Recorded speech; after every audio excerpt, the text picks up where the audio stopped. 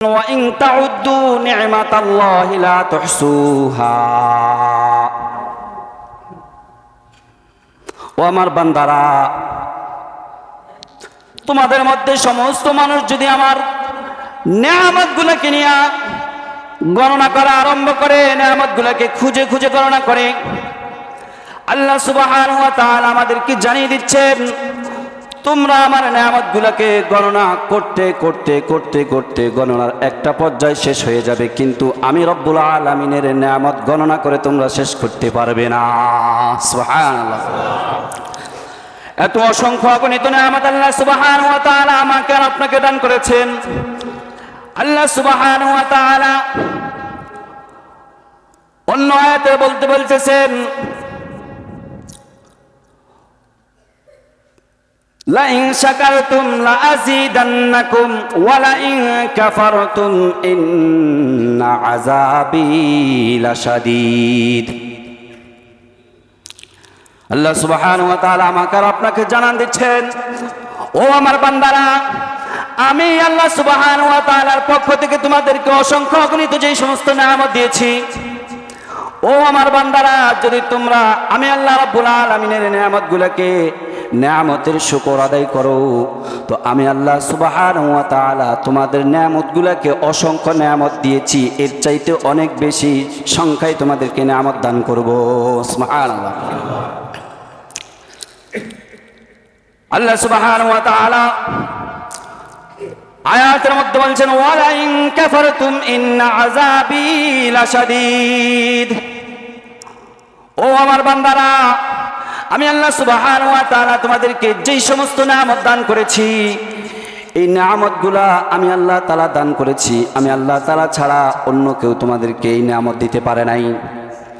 আমি আল্লাহ সুবহানাহু ওয়া তাআলা নেয়ামতগুলা পাইয়া নেয়ামতের যদি নাশুকরি করো, তো আমি আল্লাহ সুবহানাহু ওয়া তাআলা তোমাদেরকে জানিয়ে দিচ্ছি, আমার আযাব বড় কঠিন। সাবধান হয়ে যাও, আমার নেয়ামতের শুকরিয়া আদায় করতে থাকো।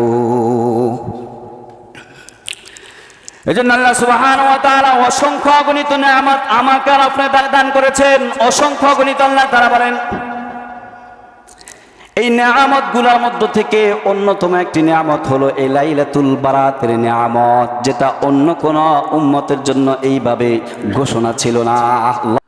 আল্লাহ সুবহানাহু ওয়া তাআলা আমাকে আর আপনাকে ডাক দিয়ে বলছেন, বান্দা, লাইলাতুল বারাতের রাত্রি যখন আসে, এই লাইলাতুল বারাতের রাতের মধ্যে আমি আল্লাহ তাআলা তোমাকে ডাকতে থাকি, বান্দা, এমনকি কেউ আছো যে গুনার মধ্যে গুনাহ করতে করতে জর্জরিত হয়ে গেছো। আল্লাহ তাআলা বলছেন, গুনাহ করতে করতে গুনাহ করতে করতে নিজের নফসকে কলুষিত করে ফেলছো। ও আমার বান্দা, আমার কাছে আসো। লা তাকনাতু মির রাহমাতিল্লাহ। আল্লাহ তাআলা আমাকে আর আপনাকে ডাক দিয়ে বলতেছেন, বান্দা, তুমি গুনাহ করে জর্জরিত হয়ে গেছো, আমার কাছে আসো। বান্দা, আমার রহমত থেকে নৈরাশ হয় না, আমি তো এমন এক মাওলা, আমার যে সমস্ত বান্দারা গুনাহ করে জর্জরিত হয়ে যায়, পৃথিবীর কোনো মানুষ যদি কোনো অন্যায় করে, কোনো মানুষের কাছে যদি তাকে জবাবদিহিতা করতে হয়, তো লজ্জায় সে এরকমভাবে ভেঙে পড়ে। কঠিন অপরাধ যদি করে, তো এই কঠিন অপরাধের জন্য বিভিন্ন প্রকারের শাস্তির সম্মুখীন হতে হয়। আল্লাহ সুবহানাহু ওয়া তাআলা বলেন, সন্তান মায়ের কাছে সবচেয়ে বেশি নিরাপদ। এই সন্তান যদি কোনো অপরাধ করে, মায়ের কাছে ক্ষমা চাওয়ার জন্য যদি যায়, বারবার যদি কাকুতি আর মিনতি করে মায়ের কাছে ক্ষমা চায়, পৃথিবীর মধ্যে এমন কোনো মা নাই যে মা তার সন্তানকে ক্ষমা না করে পারে। আল্লাহ সুবহানাহু ওয়া তাআলা বলছেন, ও আমার বান্দা, তোমার মা তোমার বাবা তোমাকে কতটা ভালোবাসে, তোমার মা আর বাবার চাইতে আমি কোটি কোটি গুণ বেশি বান্দা তোমাকে ভালোবাসি। তোমার মা আর বাবা যদি তোমার অপরাধগুলোকে ক্ষমা করতে পারে, তো আমি আল্লাহ সুবহানাহু ওয়া তাআলা তার চাইতেও বেশি দয়াবান। আমি আল্লাহ তাআলা তোমার জীবনের সমস্ত গুনাহগুলি মাফ করে দেওয়ার ক্ষমতা আমার আছে। সুবহানাল্লাহ। এটা এমন এক রজনী, হাদিসের মধ্যে আসছে, এই রজনী যখন আসবে, এই রজনী আসলে আমার আপনার কাজ কি, আমি আপনি কি করব? আল্লাহ রাসূল সাল্লাল্লাহু আলাইহি ওয়াসাল্লাম আমাকে আর আপনাকে দিক নির্দেশনা দিয়ে দিয়েছেন। এই লাইলাতুল বারাত যখন আসবে, লাইলাতুল বারাত আসার পরে আব্বা আম্মার জন্য দোয়া করবে যাদের মাতা পিতা দুনিয়া থেকে চলে গেছে। টানা 6 বছর মা তোমার পায়খানা প্রস্রাব পরিষ্কার করেছে, নিজে নিজেকে জলাঞ্জলিত দিয়ে তোমাকে লালন পালন করেছে, তোমার পায়খানা প্রস্রাব পরিষ্কার করেছে, আমার পায়খানা প্রস্রাব পরিষ্কার করেছে। আমার মা 25 বছর পর্যন্ত আমার বাবা আমার জন্য সর্বোচ্চ ত্যাগ তিতিক্ষা করে আমাকে মানুষ করার জন্য চেষ্টা করেছে। ও আমার বান্দা, তোমার মা আর বাবা তোমাকে যতটা মহাব্বত করেছে, তোমার মা আর বাবা তোমার প্রতি যতটা অবদান রেখেছে, বান্দা এটা এমন এক রাত্রি, এই রাত্রিতে আসার পরে তুমি তোমার মা এবং বাবার জন্য কবরের পাশে যাইয়ে দাঁড়িয়ে মা আর বাবার জন্য দোয়া করো। কেননা তোমার মা আর বাবা যদি দুনিয়া থেকে যাইয়া থাকে, তো তার জন্য তো তুমি কতদিন পর্যন্ত, যেই মা শিশুকাল থেকে শুরু করে 6 বছর পর্যন্ত, টানা 5-6 বছর পর্যন্ত কি করছে, আমার আর আপনার নেংটিগুলো কি করছে, পরিষ্কার করেছে। ওই মা আর বাবার জন্য কতদিন তুমি চেষ্টা করেছো। ওই মা আর বাবা অন্ধকার কবরের মধ্যে শায়িত আছে, ওই মা আর বাবা তোমার দিকে তাকিয়ে আছে। আরে তুমি তো তোমার মা আর বাবার জন্য 6 মাস পর্যন্ত তাদের পায়খানা প্রস্রাব পরিষ্কার করো নাই, পরিষ্কার করার সুযোগ তোমার হয় নাই।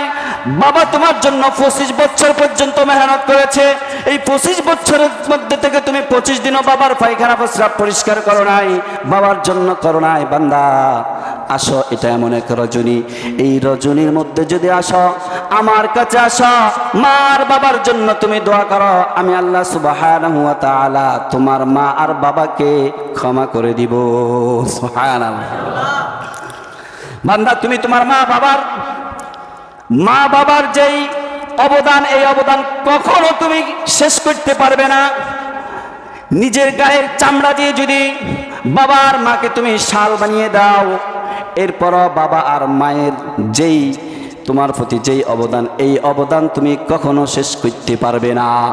সেই অবদান শেষ করার একটা উপায় আছে। মাও দুনিয়া থেকে চলে গেছে, বাবাও দুনিয়া থেকে চলে গেছে, আসো আসো, প্রস্তুত থাকতে পারে। মার বাবা তো চলে গেছে, আমরা মা বাবার হক কিভাবে আদায় করব? আল্লাহ রাসূল সাল্লাল্লাহু আলাইহি ওয়াসাল্লাম বলেন, সন্তান যতদিন পর্যন্ত দুনিয়ার বুকে থাকবে, দুনিয়ার বুকে থাকে যতদিন পর্যন্ত শ্বাস প্রশ্বাস তার চালু থাকবে, ততদিন পর্যন্ত সন্তানের উপর মাতা পিতার হক রয়েছে। সেই হক হলো যতদিন পর্যন্ত বাঁচবে ততদিন পর্যন্ত আব্বা আর আম্মার গুনাহ মাফের জন্য আল্লাহর কাছে দরখাস্ত পেশ করবে। ওই বাবা মার জন্য রাসূল বলেন, এই বরাতের রাত্রি যখন আসে, বাবা মার কবরের পাশে দাঁড়িয়ে বাবা মায়ের জন্য দোয়া করো। আজকে জুমার আলোচনায় বলেছিলাম, আম্মা জান হযরত আয়েশা রাদিয়াল্লাহু তাআলা আনহা যে শোয়া অবস্থায় ছিলেন, স্বয়ং নবী করিম সাল্লাল্লাহু আলাইহি ওয়াসাল্লাম কবরের পাশে যাইয়া যাইয়া কান্না করতেছেন। কারণ হলো আল্লাহ রাসূল সাল্লাল্লাহু আলাইহি ওয়াসাল্লাম উম্মতকে শিখায়া দিয়েছেন, উম্মত রাসূলের কোনো গুনাহ নাই, রাসূল কোনো গুনাহ করতে পারে না, রাসূলের কোনো গুনাহ হয় নাই। এরপরও রাসূল আমাকে আর আপনাকে শিক্ষা দেওয়ার জন্য এই লাইলাতুল বারাতের সময় কবরের পাশে দণ্ডায়মান হয়ে কান্না করেছে, আমাকে আপনাকে শিক্ষা দেওয়ার জন্য, যেন আমি আপনি কি করতে পারি, শিক্ষা নিতে পারি। এজন্য রাসূল আমাকে আপনাকে পথ দেখিয়েছে। আসো, তোমার কাজ হচ্ছে বাবা মায়ের জন্য দোয়া করো। আমি আর আপনি বাবা মায়ের জন্য দোয়া করলাম। এরপরে এই রাতের মধ্যে কি কাজ আছে? আল্লাহর হাবিব জনাব মুহাম্মদুর রাসূলুল্লাহ সাল্লাল্লাহু আলাইহি ওয়াসাল্লাম বলেন, আলা মিন মুস্তাগফিরিন ফাগফির লাহু। বান্দা তুমি গুনাহ করতে করতে জর্জরিত হয়ে গেছো, আমার কাছে আসো, আমি আল্লাহ তাআলা তোমার জন্য মাফের ব্যবস্থা রেখেছি। সূরাতুত তাহরীমের 8 নম্বর আয়াতের মধ্যে আল্লাহ তাআলা বলছেন, ইয়া আইয়ুহাল্লাযীনা আমানু কু আনফুসাকুম ওয়া আহলিকুম নারা, ইয়া আইয়ুহাল্লাযীনা আমানু তুবু ইলাল্লাহি তাওবাতান নাসুহা। আল্লাহ সুবহানাহু ওয়া তাআলা আমাকে আপনাকে ডাক দিয়ে বলছেন, আরে এটা তো এমন এক রাত্রি, যেই রাত্রি বান্দা তুমি আমার কাছে আইসা তাওবাতুন নাসুহা, তওবা করার মতো যদি তওবা করতে পারো, আমি আল্লাহ সুবহানাহু ওয়া তাআলা তোমার পিছনের সমস্ত গুনাহ মাফ করে দেওয়ার জন্য তৈরি। সুবহানাল্লাহ। তুবু ইলাল্লাহি তাওবাতান নাসুহা, যদি তওবা করার মতো করো। বলে তাওবা কেমন তওবা করব? আল্লাহর নবী জনাব মুহাম্মদুর রাসূলুল্লাহ সাল্লাল্লাহু আলাইহি ওয়াসাল্লামের একজন সাহাবী দাহিয়াতুল কলব, এই সাহাবী আয়েশা বলতেছেন, ইয়া রাসূলুল্লাহ সাল্লাল্লাহু আলাইহি ওয়াসাল্লাম, ওগো আল্লাহর রাসূল, আমি তো এমন পাপাচার, আমি এমন পাপ করেছি যেই পাপের কথা যখন আমার চিন্তা আসে, আমার নজরে যখন আসে, এই পাপের কথা যখন আমার জেহানের মধ্যে আসে, তখন আমার ঘুম হয় না। ইয়া রাসূলুল্লাহ সাল্লাল্লাহু আলাইহি ওয়াসাল্লাম, ওগো আল্লাহর রাসূল, আপনি আমাকে বলেন আল্লাহ তাআলা কি আমাকে ক্ষমা করবে? আল্লাহর রাসূল জনাবে মুহাম্মদুর রাসূলুল্লাহ সাল্লাল্লাহু আলাইহি ওয়াসাল্লাম বলেন, ও আমার সাহাবী, এমন কি গুনাহ করেছো যেই গুনার কারণে তুমি এতটা লজ্জিত, সব সময় মন খারাপ থাকে, এর কারণ কি? দাহিয়াতুল কলবি ডাক দিয়ে বলতেছেন, ইয়া রাসূলুল্লাহ সাল্লাল্লাহু আলাইহি ওয়াসাল্লাম, জাহিলিয়াতের যুগে যখন আমি ইসলাম গ্রহণ করতে পারি নাই, এই ইসলাম গ্রহণ করার পূর্ব সমূহের মধ্যে কন্যা সন্তানদেরকে জীবন্ত দাফন করা হইতো। ইয়া রাসূলুল্লাহ সাল্লাল্লাহু আলাইহি ওয়াসাল্লাম, ব্যবসায়ীর খাতিরে আমি আমার স্ত্রীর রেহেমের মধ্যে একটা সন্তান দিয়ে আমি ব্যবসায়ী কাজে চলে গেলাম। যাওয়ার সময় স্ত্রীকে বলে গেলাম, হে আমার বিবি, যে সন্তানটাকে তোমাকে দিলাম, যদি সন্তানটা পুত্র সন্তান হয় তাহলে তাকে লালন পালন করবে, আর যদি সন্তানটা কন্যা সন্তান হয় তাহলে তাকে জীবন্ত ফুতে দিবে। নাউজুবিল্লাহ।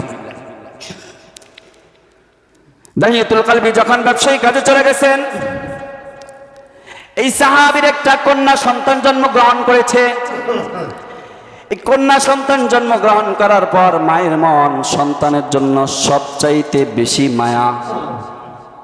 মায়ের মতো মায়া কেউ করতে পারবে না, কেউ করতে পারবে না, কেউ করতে পারবে না। মায়ের মায়া, মা তার সন্তানকে জীবন্ত কখনো ফুটে দিতে পারে না। যদিও বর্তমান সময়ে বিভিন্নভাবে আমরা দেখতে পাই আপন মা তার সন্তানকে জলাঞ্জলি দেয়, ঠিক না? বিভিন্ন নিউজের মধ্যে পাওয়া যায়,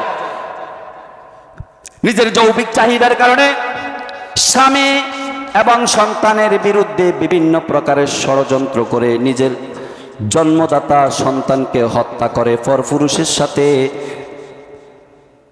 অন্যত্র চলে যায়। বর্তমানের অবস্থা। দাহিয়াতুল কলবি বলতেছেন, ইয়া রাসূলুল্লাহ সাল্লাল্লাহু আলাইহি ওয়াসাল্লাম, আমি সফরে যাওয়ার পরে, ব্যবসায়িক কাজে যাওয়ার পরে আমার একটা কন্যা সন্তান জন্ম হয়। আমার এই কন্যা সন্তান জন্ম হওয়ার পরে আমার স্ত্রী আমার সন্তানটাকে জীবন্ত ফুটে ফেলতে পারে নাই, সে লালন পালন করা শুরু করেছে। ব্যবসায়িক কাজ থেকে যখন আমি বাড়ির মধ্যে ফিরলাম, প্রতিমধ্যে 5 থেকে 8 বছর সময় আমার অতিবাহিত হয়ে গেছে। ইয়া রাসূলুল্লাহ সাল্লাল্লাহু আলাইহি ওয়াসাল্লাম, ওগো আল্লাহর রাসূল, আমি যখন বাড়িতে আসলাম দেখলাম আমার স্ত্রীর মধ্যে ফেলে দিলাম। ফেলে দেওয়ার পরে মাটি চাপা দেওয়া আরম্ভ করলাম। মাটি চাপা দেওয়া যখন আরম্ভ করলাম, আমার সন্তান আমাকে ডাক দিয়ে বলতেছে, বাবা, বাবা, আমি তোমাকে কখনো কখনো আমি তোমাকে যন্ত্রণা দিব না বাবা, তুমি আমাকে আজকের মতো ছেড়ে দাও। যদি তুমি আমাকে ছেড়ে দাও বাবা, তোমার সন্তান হিসাবে আমি তোমার সামনে জীবদ্দশায় কখনো তোমার সম্মুখীন হব না, আমি যেটাই ইচ্ছাই সেটাই চলে যাব, আমাকে জীবনটা ভিক্ষা দাও।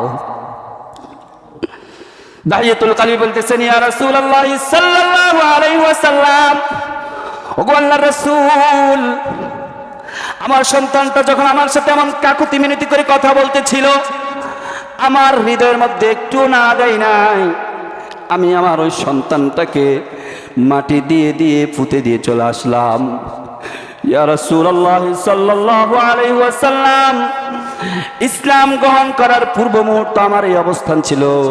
ইয়া রাসূলুল্লাহ সাল্লাল্লাহু আলাইহি ওয়াসাল্লাম, ইসলাম প্রতিষ্ঠা হওয়ার পরে নারীদের সম্মান সম্পর্কে যেই সমস্ত কথাগুলো শুনেছি, ইয়া রাসূলুল্লাহ সাল্লাল্লাহু আলাইহি ওয়াসাল্লাম, আমার আশঙ্কা হয় আল্লাহ তাআলা কি আমাকে ক্ষমা করবে কিনা। আমার মতন পাপিষ্ট এমন সন্তানকে আমি নিজ হাতে দাপন করে এসেছি, ফুটে এসেছি, আমার অন্তর থেকে আমি এই কথাটাকে কখনো বলতে পারতেছি না। ইয়া রাসূলুল্লাহ সাল্লাল্লাহু আলাইহি ওয়াসাল্লাম, আমি যখন খাইতে যাই সন্তানের বাবা ডাকটা আমার অন্তরের মধ্যে নাড়া দেয়, মনে হয় যে আমার সন্তানটা আমাকে এখনো ডাকতেছে, বাবা আমাকে ছেড়ে দাও, বাবা আমাকে ছেড়ে দাও। এই ডাকটা আমাকে কখনো ঘুমাইতে দেয় না।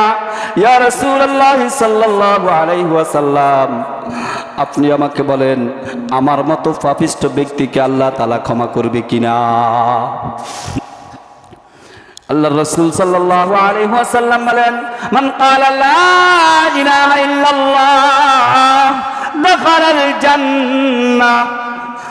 আল্লাহর হাবিব জনাবে মুহাম্মদুর রাসূলুল্লাহ সাল্লাল্লাহু আলাইহি ওয়াসাল্লাম বলেন, কোন ব্যক্তি যখন লা ইলাহা ইল্লাল্লাহর কথাকে স্বীকারোক্তি দেয়, ইসলাম এমন একটা ধর্ম তার পূর্বের সমস্ত গুনাহকে ধুয়ে মুছে পরিষ্কার করে দেয়। সুবহানাল্লাহ।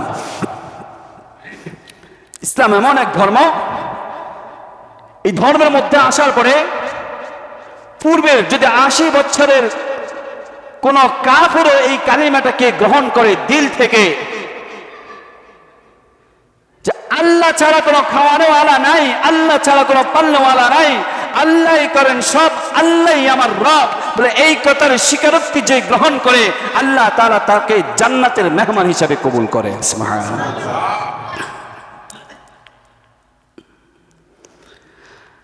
আল্লাহর নবী জনাবে মুহাম্মদুর রাসূলুল্লাহ সাল্লাল্লাহু আলাইহি ওয়াসাল্লামের একজন সাহাবী, নাম ছিল সালাবা। মক্কায় বসবাসরত অবস্থায় ছিল। মক্কা থেকে হিজরত করে যখন মদিনায় আসলো, মদিনাতে আসার পরে সাইদ আনসারী রাদিয়াল্লাহু তাআলা আনহু, সাইদ ইবনে আব্দুর রহমান রাদিয়াল্লাহু তাআলা আনহু তাবুকের যুদ্ধের মধ্যে রাসূল আকরাম সাল্লাল্লাহু আলাইহি ওয়াসাল্লাম বলেন, ও আমার সাহাবী সাইদ, তুমি তো আমার সাথে তাবুকের যুদ্ধে যাইতে হবে, অংশগ্রহণ করতে হবে। সাইদ রাদিয়াল্লাহু তাআলা বলেন, ইয়া রাসূলুল্লাহ সাল্লাল্লাহু আলাইহি ওয়াসাল্লাম, আমার স্ত্রীকে দেখাশোনার করার মতো কোনো মানুষ আপাতত নাই। আল্লাহ রাসূল সাল্লাল্লাহু আলাইহি ওয়াসাল্লামের সাথে পরামর্শ সাহাবেকে সাহাবাকে দায়িত্ব দেওয়া হলো যে আমি তো যুদ্ধের ময়দানে যাচ্ছি, আমার স্ত্রীর দেখাশোনা, বাজার করার মতো যে সমস্ত সামগ্রীর প্রয়োজন, তুমি আমার ভাইয়ের মতো হয়ে আমার স্ত্রীর সেই বিষয়গুলো তুমি সম্পূর্ণ করবে। হযরত সালাবা রাদিয়াল্লাহু তাআলা আনহু ভাইয়ের আবেদনকে মঞ্জুর করেছে। সাইদ রাদিয়াল্লাহু তাআলা আনহু জিহাদের মধ্যে চলে গেছেন তাবুকের যুদ্ধে। তাবুকের যুদ্ধে যাওয়ার পরে হযরত সালাবা রাদিয়াল্লাহু তাআলা আনহুর কাছে শয়তান আয়েশা কুমন্ত্রণা দেওয়া আরম্ভ করলো, ও সালাবা, আরে সাইদের স্ত্রী তো অনেক সুন্দরী, পরমা সুন্দরী ব্যক্তিত্ব, এই সুন্দরী মহিলার সাথে তুমি তো একান্তে কিছু সময় কাটাইতে পারো, কারণ এই মুহূর্তে সাইদ বাড়িতে নাই, তুমি তার অভাবটা পূরণ করতে পারো। শয়তান আয়েশা কি করতেছে? কুমন্ত্রণা দিচ্ছে। হযরত সালাবা রাদিয়াল্লাহু তাআলা বলেন, আমি যখন শয়তানের কুমন্ত্রণার পিছনে পড়ে গেলাম, আমার ভাই সাইদের স্ত্রীর দিকে আমার কুনজর পতিত হলো। আমার কুনজর যাওয়ার পরে সাইদের স্ত্রী একদিন ঘরের মধ্যে ছিল পর্দার আড়ালে। এই পর্দার আড়ালে থাকা অবস্থায় হঠাৎ করে আমি চিন্তা করলাম, ঘরে তো কেউ নাই, এই মহিলার সাথে একান্ত সুন্দরী, পরমা সুন্দরী ব্যক্তিত্ব, তার সাথে একান্ত কিছু সময় কাটাই। সাহাবা রাদিয়াল্লাহু তাআলা বলতেছেন, একান্তে কিছু সময় কাটানোর জন্য আমি সাহস করে পর্দার ভিতরে ঢুকে গেলাম। পর্দার ভিতরে ঢুকে যাওয়ার পরে সাঈদ রাদিয়াল্লাহু তাআলা আনহুর স্ত্রী ডাক দিয়ে বলতেছে, ও ভাই, তুমি কি তোমার ভাইয়ের আমানতকে খেয়ানত করতে চাও? এটা তো আল্লাহর রাসূল সাল্লাল্লাহু আলাইহি ওয়াসাল্লামের মাধ্যমে তোমার ভাই তোমাকে আমার জিম্মাদার হিসাবে দিয়ে গেছে, আমানত হিসাবে দিয়ে গেছে। কোন সাহসে তুমি এই আমানতের খেয়ানত করতে চাও? তুমি চিন্তা করে দেখো, এই আমানতের খেয়ানত করার কারণে আল্লাহ কি তোমাকে কখনো ক্ষমা করিবে কিনা? তুমি যেই জন্য পর্দা ভেদ করে ভিতরে আসছে, এই কুমন্ত্র তোমার মধ্যে আসছে, তুমি একবার চিন্তা করে দেখো তুমি আল্লাহর কাছ থেকে কখনো ক্ষমা পাবে কিনা? আল্লাহর রাসূলের আমানতকে যদি খেয়ানত করো। সাঈদ রাদিয়াল্লাহু তাআলা আনহু যুদ্ধের ময়দানে রাসূল আকরাম সাল্লাল্লাহু আলাইহি ওয়াসাল্লামকে সঙ্গ দেওয়ার জন্য যুদ্ধে গেছে, তোমাকে জিম্মাদার বানায় গেছে, আর তুমি যদি তার আমানতের খেয়ানত করো, আমার মনে হয় আল্লাহ তোমাকে মাফ করবে না। এই কথা বলার পরে হযরত সাহাবা রাদিয়াল্লাহু তাআলা আনহু সঙ্গে সঙ্গে তার মধ্যে সচেতনতা চলে আসলো, দৌড় দিয়ে বের হয়ে গেল, হায় আমি কি অপরাধটা করলাম, আমার তো অনেক বড় অন্যায় হয়ে গেছে। দৌড় দিয়ে চলে যায়, জঙ্গলের মধ্যে যায় সেজদায় লুটিয়ে যায়।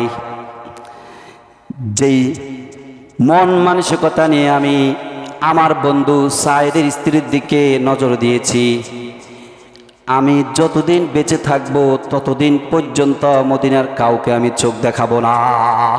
এই জন্য কোথায় চলে গেছে? জঙ্গলে চলে গেছে। কিছুদিন পরে তাবুকের যুদ্ধের থেকে হযরত সাঈদ রাদিয়াল্লাহু তাআলা আনহু ফিরে আসলেন। আয়েশা যখন সাহাবার ঘটনাটা শুনলেন, সাহাবা রাদিয়াল্লাহু তাআলা আনহু এমন এক অপরাধ করেছে, এই অপরাধের জন্য আল্লাহর কাছে শুধু কান্নাকাটি করতেছে। যদিও সরাসরি অপরাধটা সংগঠিত হয় নাই, শুধুমাত্র এতটুকু হাত বাড়াইছে। এই হাত বাড়ানোর কারণে তার মধ্যে এমন ভয় আসলো, আমি যে অন্যায় করেছি আমার মনে হয় আল্লাহ আমাকে কখনো ক্ষমা করবে না। হযরত সাঈদ রাদিয়াল্লাহু তাআলা আনহু বলতেছেন, সে কোথায় গেছে বলে সে জঙ্গলের দিকে চলে গেছে। সাঈদ রাদিয়াল্লাহু তাআলা আনহু তার খুঁজে বের হয়ে গেছে। তার খুঁজে বের হওয়ার পরে তাকে খোঁজ করে বের করা হলো। বের করার পরে সে বলতেছে, আমি জনসম্মুখে যাইতে পারি, তবে যদি আল্লাহর পক্ষ থেকে আমার সম্পর্কে এমন কোনো ঘোষণা আছে যে আমি সাহাবাকে আল্লাহ তাআলা ক্ষমা করে দিয়েছে, তারপরে আমি জনসম্মুখে এই দুই চোখ দেখাবো, এর আগে দেখাবো না। হযরত সাঈদ রাদিয়াল্লাহু তাআলা বলতেছেন, আমার সাথে তুমি চলো। রাসূল আকরাম সাল্লাল্লাহু আলাইহি ওয়াসাল্লামের সাথে পরামর্শ করে দেখি রাসূলুল্লাহ সাল্লাল্লাহু আলাইহি ওয়াসাল্লাম কি বলে। দুইজন প্রথমে সিদ্ধান্ত গ্রহণ করেছে। এই সিদ্ধান্তের মাধ্যমে প্রথম বললেন, রাসূল আকরাম সাল্লাল্লাহু আলাইহি ওয়াসাল্লামের কাছে যাওয়ার আগে প্রথমে আবু বকর রাদিয়াল্লাহু তাআলা আনহুর কাছে যাইয়া জিজ্ঞাসা করি, আমার মতো পাপাচারকে আল্লাহ তাআলা ক্ষমা করবে কিনা। দুইজন চলে আসলেন হযরত আবু বকর রাদিয়াল্লাহু তাআলা আনহুর কাছে। আয়েশা বলতেছে, ওগো আবু বকর, রাসূল আকরাম সাল্লাল্লাহু আলাইহি ওয়াসাল্লাম সবচাইতে বেশি মুহাব্বত আপনাকে করে। রাসূল আকরাম সাল্লাল্লাহু আলাইহি ওয়াসাল্লামের সাথে আপনার সম্পর্ক সবচাইতে ভালো। সাহাবা বলতেছে, আমি তো এমন একটা অপরাধ করে ফেলছি, আমি আমার বন্ধুর স্ত্রীর দিকে কুনজরে তাকাইছি। আমি যে অপরাধটা করেছি এটা অনেক বড় আমানতের খেয়ানত হয়ে গেছে।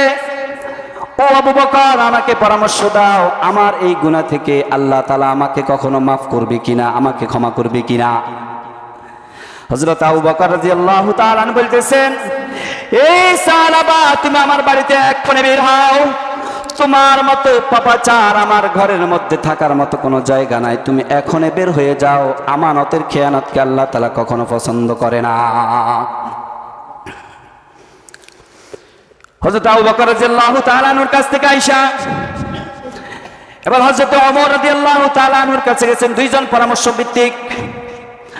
ওমর রাদিয়াল্লাহু তাআলা আনহুর কাছে যা বলতেছেন, হে ওমর, আল্লাহ তাআলা যদি আমাদের নবী জনাবে মুহাম্মদুর রাসূলুল্লাহ সাল্লাল্লাহু আলাইহি ওয়াসাল্লামের পরে কাউকে নবী বানাইতেন, তাহলে আপনার সপক্ষে ভোট আসছিল, আপনাকে হয়তো আল্লাহ তাআলা নবুয়তি দান করতেন। বলুন তো দেখি, আমি আমার সহচর আমার সাথী সাইদের স্ত্রীর দিকে কুনজরে তাকাইছি, আমি পাপ করেছি, এই পাপের জন্য আল্লাহ আমাকে ক্ষমা করবে কিনা আমাকে বলুন। হযরত ওমর রাদিয়াল্লাহু তাআলা বলতেছেন, তোমার সপক্ষে বিপক্ষে কোন রকমের সিদ্ধান্ত দেওয়ার ক্ষমতা আমার নাই, তবে আমি এতটুকু বলতে পারি, তুমি এই মুহূর্তে আমার বাড়ি থেকে বের হয়ে যাও, আমার বাড়িতে থাকার মতো কোনো অধিকার তোমার নাই। এরপরে হযরতে আলী রাদিয়াল্লাহু তাআলা আনহুর কাছে গেলেন। আলী রাদিয়াল্লাহু তাআলা আনহু বললেন, না না, তোমাকে ক্ষমা করার মতো কোনো এখতিয়ার আমি দেখতেছি না, আমার বাড়িতে থাকার মতো কোনো পরিস্থিতি নাই, তুমি চলে যাও। এবার হযরতে সাহাবা রাদিয়াল্লাহু তাআলা আনহু বলতেছেন, আমি যাদের উপরে বিশ্বাস করেছি, আবু বকর আমাকে কোনো সিদ্ধান্ত জানাইতে পারে নাই, ওমর আমাকে কোনো সিদ্ধান্ত জানাইতে পারে নাই, আলী আমাকে কোনো সিদ্ধান্ত জানাইতে পারে নাই, মুহাম্মদুর রাসূলুল্লাহ সাল্লাল্লাহু আলাইহি ওয়াসাল্লামকে আল্লাহ সুবহানাহু ওয়া তাআলা দয়ার নবী মায়ার নবী হিসেবে দুনিয়াতে প্রেরণ করেছে। আমার মনে হয় মুহাম্মদুর রাসূলুল্লাহ সাল্লাল্লাহু আলাইহি ওয়াসাল্লামের কাছে যাইলে তিনি আমাকে ক্ষমার ঘোষণা করতে পারে। সুবহানাল্লাহ। দুইজন একত্রিত হয়ে হযরত মুহাম্মদুর রাসূলুল্লাহ সাল্লাল্লাহু আলাইহি ওয়াসাল্লামের কাছে আসলেন। আয়েশা বলতেছেন, ইয়া রাসূলুল্লাহ সাল্লাল্লাহু আলাইহি ওয়াসাল্লাম, ওগো আল্লাহর রাসূল, সাহাবা এমন একটা অপরাধ করেছে, যেই অপরাধের কারণে সে আজ পর্যন্ত নিজেকে ক্ষমা করতে পারে না এবং আল্লাহর আযাবকে সে ভয় করতেছে। ইয়া রাসূলুল্লাহ সাল্লাল্লাহু আলাইহি ওয়াসাল্লাম, সাহাবা সম্পর্কে আপনি সঠিক কোনো সিদ্ধান্ত জানিয়ে দেন। আল্লাহ রাসূল সাল্লাল্লাহু আলাইহি ওয়াসাল্লাম বলতেছেন, ও আমার সাহাবী সাহাবা, তোমার সপক্ষে বিপক্ষে কোন রকমের সিদ্ধান্ত আমি দিতে পারি নাই, দিতে পারবো না, তবে এতটুকু বলতে পারি, এই সময় তুমি আমার বাড়ি থেকে বের হয়ে যাও। হযরত সাহাবা রাদিয়াল্লাহু তাআলা আনহু দৌড় দিয়ে চলে গেলেন জঙ্গলে, যায় আবার সিজদায় লুটিয়ে পড়লেন। সিজদায় লুটিয়ে পড়ার পরে ফুফিয়ে ফুফিয়ে কান্না করছেন আর বলছেন, রব্বুল আলামিন, আমি আপনার হাবিবের জবান থেকে শুনেছি, কুল ইয়া ইবাদিয়াল্লাযীনা আসরাফু আলা আনফুসিহিম লা তাকনাতু মির রাহমাতিল্লাহ। রব্বুল আলামিন আপনার হাবিব জনাব মুহাম্মদুর রাসূলুল্লাহ সাল্লাল্লাহু আলাইহি ওয়াসাল্লাম আপনার পক্ষ থেকে আমাদের কাছে বাণী শুনিয়ে দিয়েছেন, কুল ইয়া ইবাদিয়াল্লাযীনা আসরাফু আলা আনফুসিহিম লা তাকনাতু মির রাহমাতিল্লাহ। ওগো আল্লাহ সুবহানাহু ওয়া তাআলা আপনার হাবিব জনাবে মুহাম্মদুর রাসূলুল্লাহ সাল্লাল্লাহু আলাইহি ওয়াসাল্লাম ঘোষণা করেছেন, তোমাদের মধ্যে এমন কোন ব্যক্তিত্ব আছে কিনা যে নিজের নফসের উপর জুলুম করেছে, অপরাধ করে সে নিজেকে কলুষিত করে ফেলেছে, এমন কোন ব্যক্তিত্ব যদি থাকে, আলা আনফুসিহিম লা তাকনাতু মির রাহমাতিল্লাহ। আপনার হাবিবের জবানে আপনার পক্ষ থেকে মেসেজ আসছে, বার্তা আসছে, রব্বুল আলামিন আপনার হাবিব বলেছেন, আপনি কালামুল্লাহ হাকিমের মধ্যে বলেছেন, কুল ইয়া ইবাদিয়াল্লাযীনা আসরাফু লা তাকনাতু মির রাহমাতিল্লাহ, কুল ইয়া ইবাদিয়াল্লাযীনা আসরাফু আলা আনফুসিহিম লা তাকনাতু মির রাহমাতিল্লাহ। আপনার হাবিব বলেছেন, তোমাদের মধ্যে এমন কোন ব্যক্তিত্ব যদি থাকে যে নিজের নফসের উপর জুলুম করেছে, আমার কাছে ফিরে আসো, অর্থাৎ আল্লাহ তাআলার কাছে যেন ফিরে যায়। লা তাকানাতু মির রাহমাতিল্লাহ, কারণ হলো আল্লাহ তাআলা তার রহমত থেকে কাউকে নৈরাশ করে না। সুবহানাল্লাহ। হযরত সাহাবা রাদিয়াল্লাহু তাআলা আনহু সিজদারত অবস্থায় ফুফিয়ে ফুফিয়ে কান্না করছেন আর আল্লাহর কাছে আরজি পেশ করছেন, রব্বুল আলামিন আপনার কাছে আমি ক্ষমা চাচ্ছি, কারণ আপনি ছাড়া আমাকে ক্ষমা করার মতো কোনো অধিকার পৃথিবীর কারো নাই। যার ছিল নবী মুহাম্মদুর রাসূলুল্লাহ সাল্লাল্লাহু আলাইহি ওয়াসাল্লামও আমাকে ফিরিয়ে দিয়েছে। সঙ্গে সঙ্গে আল্লাহ সুবহানাহু ওয়া তাআলা আয়াত নাযিল করে দিয়েছেন, ওয়াল্লাযীনা ইযা ফাআলু ফাহিশাতান আও যালামু আনফুসাহুম যাকারুল্লাহ ফাস্তাগফারু লিযুনুবিহিম ওয়া মান ইয়াগফিরুয যুনুবা ইল্লাল্লাহ। আল্লাহ সুবহানাহু ওয়া তাআলা জনাবে মুহাম্মদুর রাসূলুল্লাহ সাল্লাল্লাহু আলাইহি ওয়াসাল্লামকে সম্বোধন করে বলতেছেন, ইয়া রাসূলুল্লাহ সাল্লাল্লাহু আলাইহি ওয়াসাল্লাম, আমি তো আপনাকে আমার রহমত থেকে এমন ভাবে কাউকে নৈরাশ হওয়ার কোনো অপরাধ করার পরে আমার সম্পর্কে এমন ধারণা করার জন্য কোনো ইখতিয়ার দেই নাই। আপনি কেন সাহাবাকে বলেছেন আল্লাহ তোমাকে ক্ষমা করবে না? ওয়াল্লাযীনা ইযা ফাআলু ফাহিশাতান আও যালামু আনফুসাহুম যাকারুল্লাহ, সে ফাহিশা কাজ, অপছন্দনীয় কাজ করেছে, যাকারুল্লাহ, কিন্তু সে আল্লাহর স্মরণিকা এমন ভাবে সে পালন করেছে, আল্লাহর রাজামন্দি সে এমন ভাবে সে আল্লাহকে সন্তুষ্ট করেছে, আল্লাহ তার প্রতি সন্তুষ্ট হয়ে গেছে। সুবহানাল্লাহ। আল্লাহ তাকে কি করে দিয়েছেন? ক্ষমা করে দিয়েছেন। হযরতে নবী করিম সাল্লাল্লাহু আলাইহি ওয়াসাল্লাম উপস্থিত মজলিস থেকে বলতেছেন, ও আবু বকর, ও ওমর, ও আলী, তোমরা কি সংবাদ পাইছো? আল্লাহ তাআলা তো আমার সাহাবার উপর এমন ভাবে খুশি হয়ে গেছেন, যাও যাও সাহাবাকে খুঁজে নিয়ে আসো, সাহাবাকে খুঁজে নিয়ে আসো। সাহাবা সম্পর্কে আল্লাহ তাআলা কালামুল্লাহ হাকিমের মধ্যে আয়াত নাযিল করে দিয়েছেন, আল্লাহ রহমান, আল্লাহ রহিম। আল্লাহ তাআলা যত বড় পাপাচারী হোক না কেন, আল্লাহ তাআলার কাছে কেউ যদি ক্ষমা চায় তো আল্লাহ তাআলা বান্দাকে ক্ষমা করার জন্য প্রস্তুত। সুবহানাল্লাহ। যাও সাহাবাকে কি করো? খুঁজে নিয়ে আসো এবং তাকে শুনিয়ে দাও যে আল্লাহর পক্ষ থেকে তোমাকে কি করে দেওয়া হয়েছে? ক্ষমা করে দেওয়া হয়েছে। হযরতে ওমর রাদিয়াল্লাহু তাআলা আনহু, আবু বকর রাদিয়াল্লাহু তাআলা আনহু, হযরত আলী রাদিয়াল্লাহু তাআলা আনহু যাওয়ার জন্য ছুটছেন। হযরতে সালমান ফারসি রাদিয়াল্লাহু তাআলা আনহু বলতেছেন, ইয়া রাসূলুল্লাহ সাল্লাল্লাহু আলাইহি ওয়াসাল্লাম, যে সাহাবী সম্পর্কে কালামুল্লাহ হাকিমের মধ্যে আয়াত নাযিল হয়েছে, সে তো অভিমান করে থাকবে, হয়তো বা আসতে চাইবে না।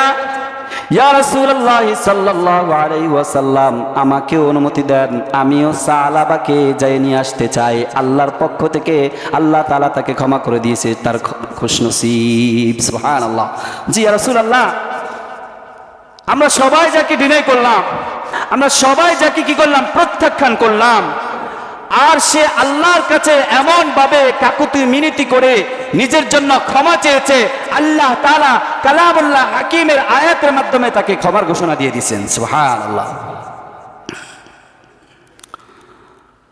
আল্লাহ রাসূল সাল্লাল্লাহু আলাইহি সাল্লাম বলেন, যাও যাও আমার সাহাবীকে নিয়ে আসো। এরপরে যায়া জঙ্গলের মধ্যে খুঁজতেছেন, পাইতেছে না। জঙ্গলের পাশে যারা বসবাস করে তাদেরকে জিজ্ঞাসা করতেছে, এই জঙ্গলের মধ্যে সালাবা নামক কোন সাহাবী, কোন সাথীকে তোমরা দেখেছো কিনা, যার চোখের মধ্যে সব সময় পানি, আর যে সব সময় আল্লাহর কাছে ক্ষমা চায়, কান্নাকাটি করে, নিজের অপরাধের জন্য আল্লাহর কাছে কান্নাকাটি করে, এমন ব্যক্তিকে তোমরা কখনো দেখতে পেয়েছো কিনা?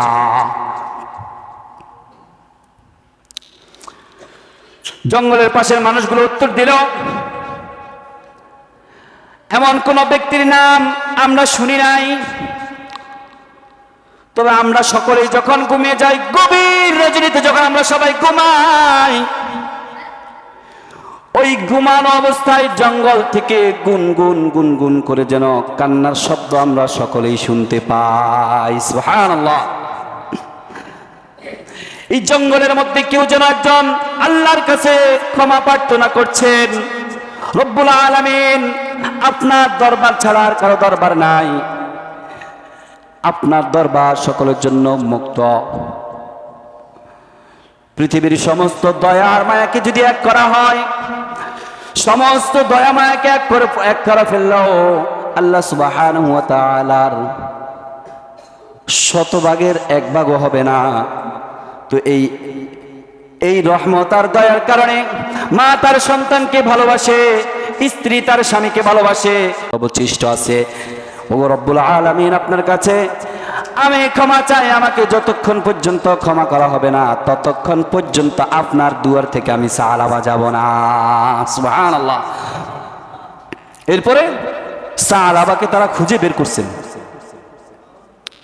বের করে হযরত সালাবা রাদিয়াল্লাহু তাআলা আনহু বলতেছেন,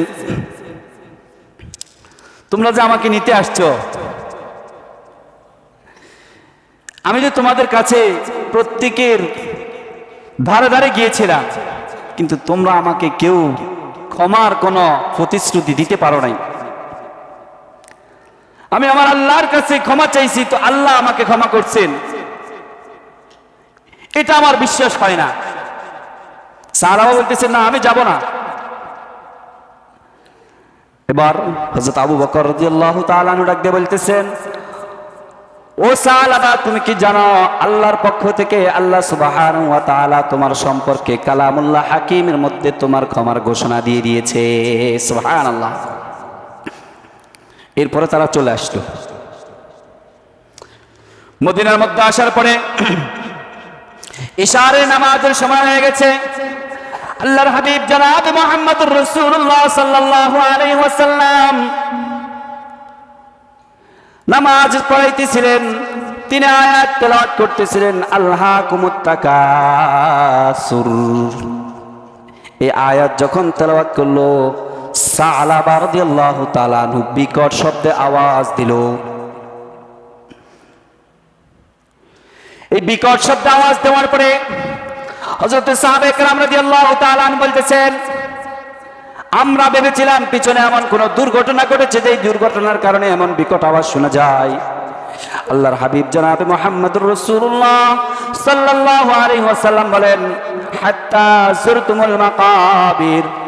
যখন কবরের শব্দ মুহাম্মদুর রাসূলুল্লাহ সাল্লাল্লাহু আলাইহি ওয়াসাল্লামের জবান থেকে বের হয়েছে, হাত্তা যুরতুমুল মাকাবির, এই কবরের শব্দ শোনার সাথে হযরত সাহাবা রাদিয়াল্লাহু তাআলা আনহু এমন বিকট শব্দ আওয়াজ করলেন, আওয়াজ দেওয়ার সাথে সাথে দুনিয়া থেকে তিনি বিদায় নিয়ে নিলেন। ইন্না লিল্লাহি।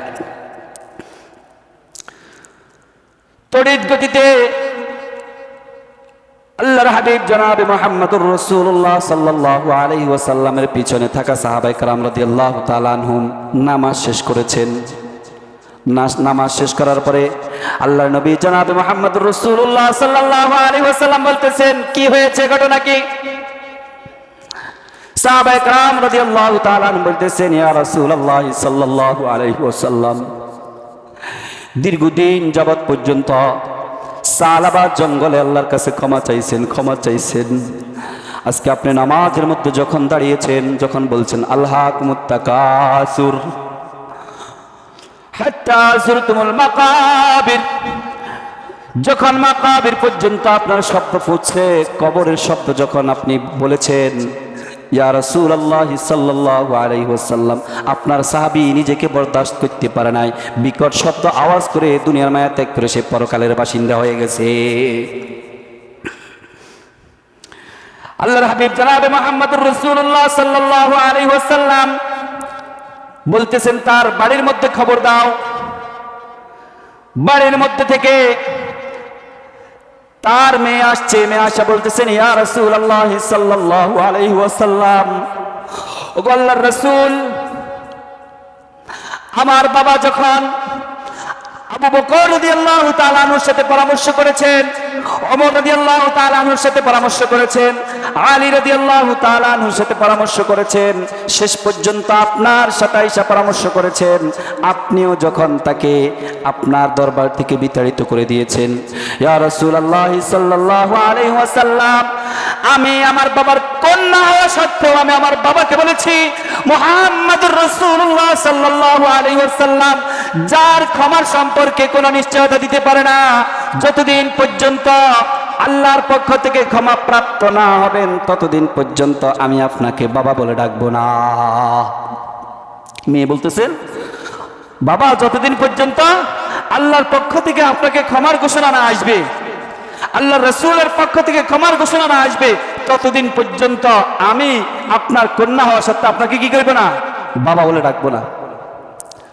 মেয়ে দুই চোখ বে পানি ছেড়ে দিয়ে বলতেছেন, ইয়া রাসূলুল্লাহ সাল্লাল্লাহু আলাইহি ওয়াসাল্লাম, আমার বাবা এমন ভাবে নিজেকে জলাঞ্জলিত করেছেন, এমন ভাবে নিজেকে উপস্থাপন করেছে, এমন ভাবে নিজেকে আল্লাহর কাছে সুপর্দ করেছে, এই সুপর্দের মাধ্যমে আমার বাবা কালামুল্লাহ হাকিমের মাধ্যমে মাপ পাওয়ার ঘোষণা পেয়ে গেছে। এটার জন্য আমি খুশিতে আত্মহারা আছি। কিন্তু ইয়া রাসূলুল্লাহ সাল্লাল্লাহু আলাইহি ওয়াসাল্লাম, দীর্ঘদিন যাবত পর্যন্ত বাবার সংস্পর্শে থাকতে পারি নাই, বাবাকে বাবা বলে ডাকতে পারি নাই। বাবার সাথে একটু মন মালিন্যতা হয়েছে।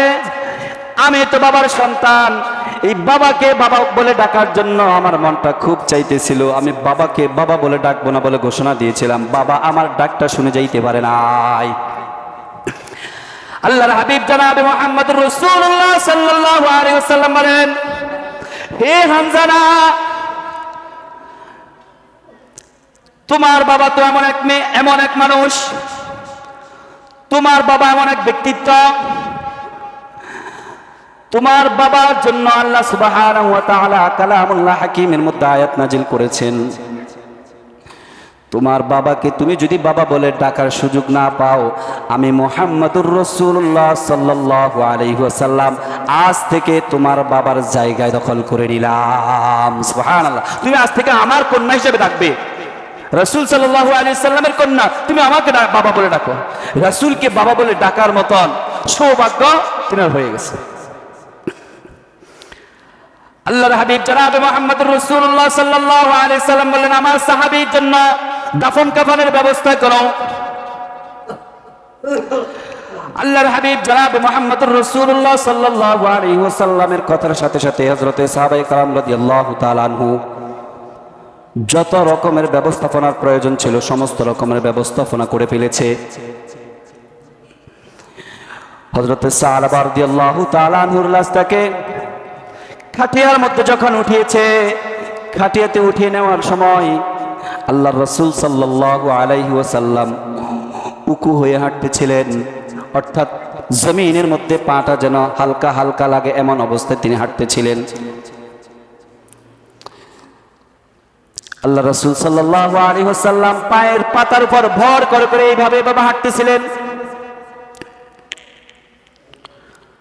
হযরতে সাহাবায়ে কেরাম রাদিয়াল্লাহু তাআলা বলতেছেন, ইয়া রাসূলুল্লাহ সাল্লাল্লাহু আলাইহি ওয়াসাল্লাম, আপনার সংস্পর্শে আমরা অনেক দিন যাবত আছি। ইয়া রাসূলুল্লাহ সাল্লাল্লাহু আলাইহি ওয়াসাল্লাম, আপনাকে এমন অবস্থায় কখনো হাঁটতে দেখি নাই, আজকে ব্যতিক্রম ধর্মী হাঁটা আপনি হাঁটতেছেন, এর কারণ কি? আল্লাহর হাবিব জনাবে মুহাম্মদুর রাসূলুল্লাহ সাল্লাল্লাহু আলাইহি ওয়াসাল্লাম চোখের পানি ছেড়ে দিয়ে বলতেছেন, ও আমার সাহাবীরা রে, আমার সাহাবা এমন ভাবে আল্লাহর কাছে গ্রহণযোগ্য হয়ে গেছে, আমি দেখতেছি যেটা তোমরা দেখো না, আমি দেখতেছি জমিন থেকে আসমান পর্যন্ত আজকে ফেরেশতাদের বহর তার জানাজায় শরীক হওয়ার জন্য এখানে উপস্থিত হয়ে গেছে। সুবহানাল্লাহ। আমার এই সাহাবী নিজেকে জলঞ্জলিত করে জঙ্গলে যে আল্লাহর কাছে এমন ভাবে ক্ষমা চাইছে, এমন ভাবে সে ক্ষমা প্রাপ্ত হয়েছে যে আল্লাহ তাআলার পক্ষ থেকে আসমানের ফেরেশতারা আইসা পুরা জমিন ভরপুর হয়ে গেছে। আমি নবী মুহাম্মদুর রাসূলুল্লাহ সাল্লাল্লাহু আলাইহি ওয়াসাল্লাম ফেরেশতাদের ভিড়ের কারণে আমি সঠিকভাবে হাঁটতে আমার জন্য কষ্টকর হয়ে যাচ্ছে। সবচেয়ে বেশি অভাব যেটা সেটা হলো কবরের ভয়। আল্লাহ সুবহানাহু ওয়া তাআলা বলেন, কুল ইন্নাল মাউতাল্লাযী তাফিররুনা মিনহু মুলাকীকুম ফাইন্নাহু মুলাকীকুম সুম্মা তুরাদ্দুনা ইলা আলিমিল গায়বি ওয়াশ শাহাদা। কবরের মধ্যে আমাকে আপনাকে সকলকে একদিন রাখা হবে। কবর থেকে কেউ পলায়ন করার কোনো ক্ষমতা কারো নাই। সাগরের মধ্যে যায় যদি আপনার মৃত্যু হয়, লাশটাকে যদি খোঁজেও না পাওয়া যায়, আল্লাহ সুবহানাহু ওয়া তাআলা আপনার এই রূহটাকে আপনার জন্য যে জায়গা বরাদ্দ করছে সেখানে আপনাকে নিয়ে উপস্থিত করবেন। এজন্য কবি বলেছেন, কবর থেকে যতই পালাও, মরণ থেকে যতই পালাও, মরণ তোমায় লইবে গিরি। যদিও যাও আকাশ পানে, পালাও সেথায় লাগাই সিঁড়ি। আমি আর আপনি মরণ থেকে যতই পলায়ন করি, মরণ থেকে কেউ বাঁচতে পারবো না। পারবো কিনা? যত বাহাদুরি করি না কেন, দুনিয়ার যত চাকচিক্য দেখেই না কেন, আমাকে আর আপনাকে মরণ থেকে কেউ পলায়ন করার মতো সুযোগ কেউ দিবে না। আমার আপনার মরণ নিশ্চিত। মরণ হবে কি হবে না? প্রত্যেকেই মরণের পেয়ালা পান করতে হবে। খলিফা হারুনুর রশিদ অর্ধজাহানের বাদশাহ ছিলেন। অর্ধজাহানের বাদশাহ, এই অর্ধজাহানের বাদশাহ তিনি একদিন এক কবরের পাশ দিয়ে যাইতেছিলেন। তার জামানায় তার একটা উজির ছিল, তাকে সবাই পাগল বলতো। তিনি কবরের মধ্যে অবস্থান করতেছিলেন। খলিফা হারুনুর রশিদ সেখান দিয়ে যাইতেছিলেন।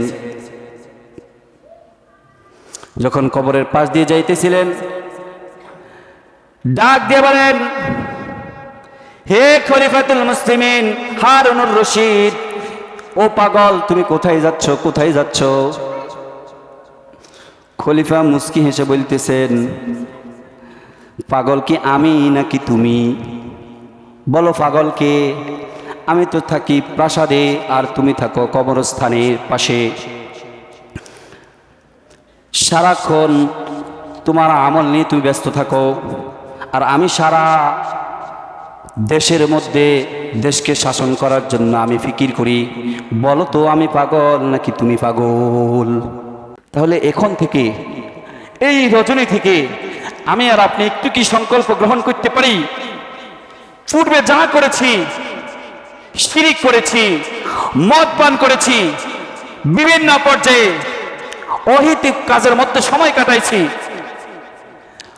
অন্যকে হিংসা করেছি,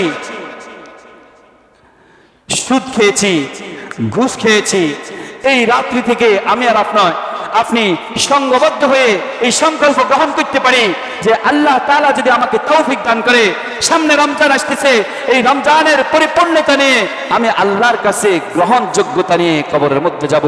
এই জন্য এই রাত্রি ইবাদত করার জন্য সকলে নিয়ত করতে পারি তো ইনশাআল্লাহ? আল্লাহর কাছে কান্নাকাটি রোনাজারি করার জন্য সকলে নিয়ত করতে পারি তো ইনশাআল্লাহ? আজকে যে সুযোগ আল্লাহ তাআলা আমাকে আর আপনাকে দিয়ে রাখছে, এই সুযোগকে যথাযথ মর্যাদা দিয়ে সঠিক ব্যবহার করার জন্য আমরা সকলেই চেষ্টা করব।